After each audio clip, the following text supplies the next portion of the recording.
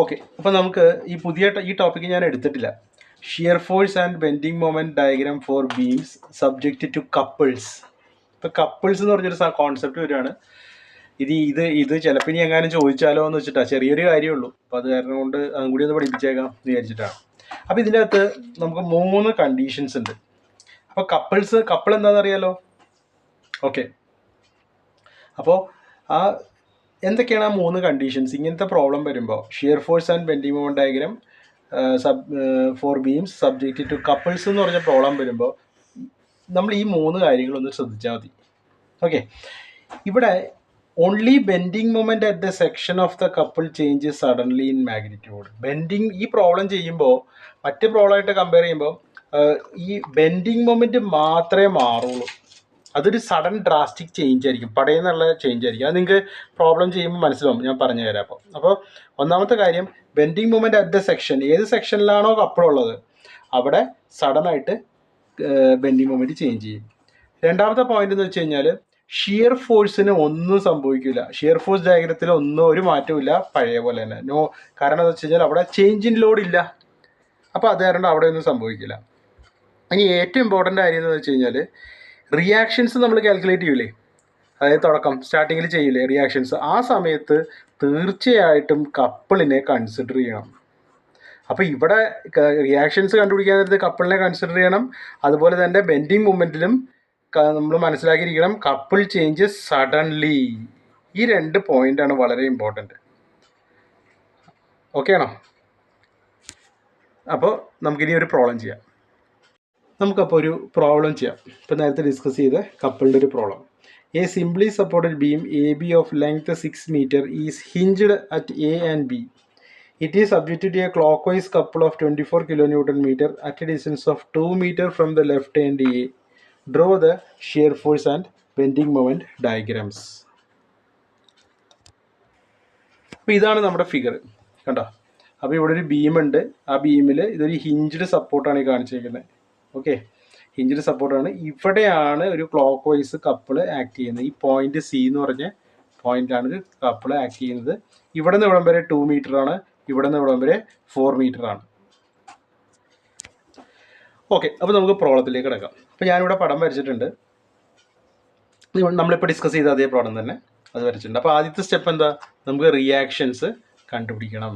അപ്പോൾ റിയാക്ഷൻസ് കണ്ടുപിടിക്കാൻ എന്താ ചെയ്യേണ്ടതെന്ന് വെച്ച് കഴിഞ്ഞാൽ പറഞ്ഞ പോലെ തന്നെ നമ്മൾ നേരത്തെ പോയിന്റ്സിൽ ഡിസ്കസ് ചെയ്തിരുന്നു. റിയാക്ഷൻസ് കണ്ടുപിടിക്കുമ്പോൾ ഈ കപ്പിള് നമ്മൾ കൺസിഡർ ചെയ്യണം എന്ന് നമ്മൾ പറഞ്ഞിരുന്നു. അപ്പോൾ അതാണ് ഞാനിവിടെ എഴുതിയേക്കുന്നത്, കൺസിഡർ കപ്പിൾ ഓൾസോ. ഇനി സാധാരണ കണ്ടുപിടിക്കണ പോലെ മൊമെൻറ്റ്സ് കണ്ടുപിടിക്കണം. വിത്ത് റെസ്പെക്ട് ടു എ കണ്ടുപിടിക്കാൻ നോക്കാം. ഓക്കെ, അപ്പോൾ with respect to point A നമ്മളെങ്ങനെ കണ്ടുപിടിക്കും? ആർ ബി ഇൻറ്റു 6 അല്ലേ? With respect to A clockwise എന്ന് പറഞ്ഞാൽ പോസിറ്റീവാണ്. അപ്പോൾ ആർ ബി ഇൻറ്റു 6. ഇനി കപ്പിള് വേറെ ഫോഴ്സസ് ഒന്നുമില്ല അല്ലേ? 6 പിന്നെ 6 ഇൻറ്റു 0 ആയി പോവും. ഇവിടെ പിന്നെ ഇത് ക്ലോക്ക് വൈസ് ആണ് അല്ലേ? ഇതാണ് സെക്ഷൻ്റെ റൈറ്റ് സൈഡിൽ ക്ലോക്ക് വൈസ് എന്ന് പറഞ്ഞാൽ മൈനസ് ആണ്. അപ്പോൾ -24 = 0. അങ്ങനെ ചെയ്യാൻ നേരത്ത് നമുക്ക് ആർ ബി എന്ത് കിട്ടും? 24/6, അതായത് 4 കിട്ടും അല്ലേ? അപ്പോൾ ഇത് +4 ആണ്. +4 എന്ന് പറഞ്ഞു കഴിഞ്ഞാൽ അത് അപ്വേർഡ് ഡയറക്ഷനിലേക്കാണ് പോണത്. ഇനി നമുക്ക് downward force is equal to upward force. അപ്പോൾ അതാണ്. ഇപ്പോൾ നോക്കിക്കഴിഞ്ഞാൽ ഇവിടെ ലോഡൊന്നും ഇല്ല അല്ലേ? അപ്പോൾ അപ്വേർഡ് ഫോഴ്സ് എന്ന് പറഞ്ഞാൽ RA + RB ആണ്. ഡൗൺവേർഡ് ഫോഴ്സ് ഒന്നുമില്ല. അപ്പോൾ നമ്മൾ 0 എഴുതി. അപ്പോൾ ഇതിൽ നിന്ന് നമുക്ക് എന്ത് കിട്ടും? RA = -RB എന്ന് കിട്ടും. RA അപ്പോൾ എന്തായി? RB +4 ആണ്. അപ്പോൾ RA -RB ആയതുകൊണ്ട് -4 kN. ഈ മൈനസ് വന്നതുകൊണ്ട് അതിൻ്റെ അർത്ഥം എന്ന് വെച്ച് കഴിഞ്ഞാൽ റിയാക്ഷൻ്റെ ഡയറക്ഷൻ ഡൗൺവേർഡ്സ് ആണ്. ഓക്കെ, അപ്പം നമ്മൾ പടത്തിൽ ചേഞ്ച് വരുത്തും. RA എന്ന് പറഞ്ഞു കഴിഞ്ഞാൽ -4 ആണ്. അപ്പോൾ ഡയഗ്രം നോക്കിയാൽ ഡയഗ്രത്തിൽ ഇത് -4 എന്ന് പറയുമ്പോൾ നമ്മൾ താഴോട്ട് ഇങ്ങനെ എടുക്കണം. ഇത് C ഇവിടെ കറക്റ്റാണ്, B പോസിറ്റീവ് ആയതുകൊണ്ട് ഇങ്ങനെ തന്നെ ആയിരിക്കുന്നത്.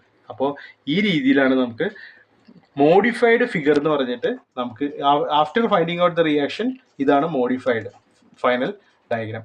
ഈ ഡയഗ്രത്തിനെ വെച്ചിട്ട് വേണം നമുക്കിനി ഷിയർ ഫോഴ്സ് ഡയഗ്രവും ബെൻഡിങ് മൊമെൻറ്റ് ഡയഗ്രവും വരയ്ക്കാൻ. ഓക്കെ, നോക്കാം. അപ്പോൾ ഞാൻ ആ പടം ഒന്നും കൂടി വരച്ചിട്ടുണ്ട് നമ്മുടെ സൗകര്യത്തിന് വേണ്ടിയിട്ട്. ഇനി നമുക്ക് ഷിയർ ഫോഴ്സ് ഡയഗ്രാം വരയ്ക്കാനും ബെൻഡിങ് മൊമെൻറ്റ് ഡയഗ്രാം വരയ്ക്കാനും ഷിയർ ഫോഴ്സിൻ്റെയും ബെൻഡിങ് മൊമെൻറ്റിൻ്റെയും കാൽക്കുലേഷൻസ് ചെയ്യണം അല്ലേ. അപ്പോൾ അതാണ് നമ്മളിനി ചെയ്യാൻ പോകുന്നത്, ഷിയർ ഫോഴ്സ് കാൽക്കുലേഷനും ബെൻഡിങ് മൊമെൻറ്റ് കാൽക്കുലേഷനും. ഇപ്പോൾ ഷിയർ ഫോഴ്സ് കാൽക്കുലേഷൻ നോക്കാം. ഇനി ഷിയർ ഫോഴ്സ് കാൽക്കുലേഷൻ നോക്കാൻ നേരത്ത് നമുക്ക് എന്താ ചെയ്യാൻ പറ്റുക, ഇവിടെ നോക്കാം അല്ലേ. ഇവിടെ നോക്കാം. ഇപ്പോൾ shear force at A left side, ഇപ്പോൾ ഈ സെക്ഷൻ ഇവിടെ വയ്ക്കുന്നു, ലെഫ്റ്റ് സൈഡിൽ ഒന്നുമില്ല. റൈറ്റ് സൈഡിൽ നോക്കിക്കഴിഞ്ഞാലോ ഈ 4 കിലോമീറ്ററിന് താഴോട്ടുണ്ട്. അപ്പോൾ ഇവിടെ നോക്കിക്കഴിഞ്ഞാൽ സെക്ഷൻ്റെ ലെഫ്റ്റ് സൈഡിൽ താഴോട്ടാണെങ്കിൽ നെഗറ്റീവ് ആണ് അല്ലേ. അപ്പോൾ അത് കാരണം കൊണ്ട് നമ്മൾ ഷിയർ ഫോഴ്സ് -4 കിലോ ന്യൂട്ടൺ എടുക്കും. മനസ്സിലായോ? അതുപോലെ ഷിയർ ഫോഴ്സ് അറ്റ് ബി എവിടെ, ഇതാണ് ബി. ഈ ബിയിൽ ലെഫ്റ്റ് സൈഡിൽ എന്താണ്, ലെഫ്റ്റ് സൈഡിൽ നേരത്തെ ഉണ്ടായിരുന്ന ആ -4 തന്നെ, വേറെ ലോഡൊന്നുമില്ല, -4 തന്നെ. ഓക്കെ, അപ്പോൾ നമ്മൾ എന്ത് ചെയ്യും, ഷിയർ ഫോഴ്സ് അറ്റ് ബി -4 തന്നെ എടുക്കും. ഇനി shear force at B right നോക്കാൻ നേരത്ത്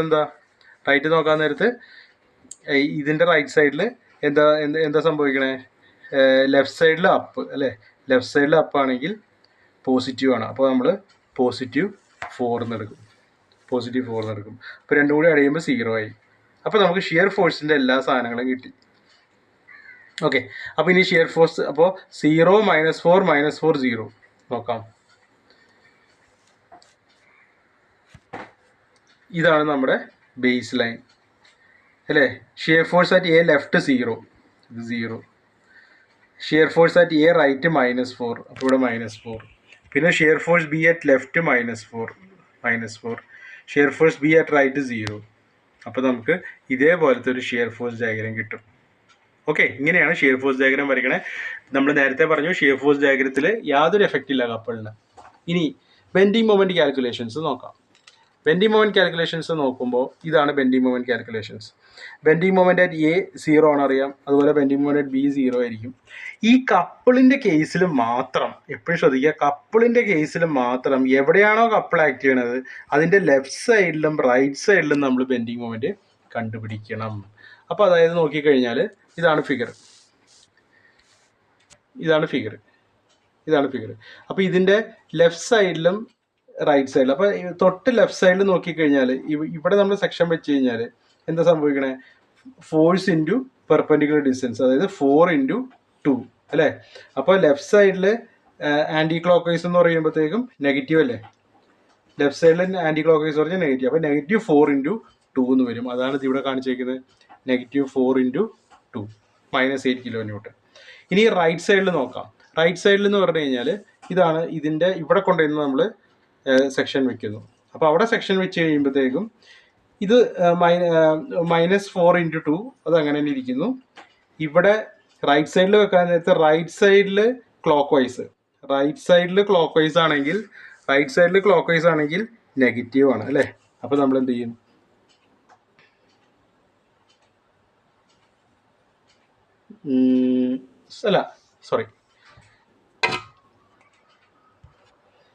ഓക്കെ.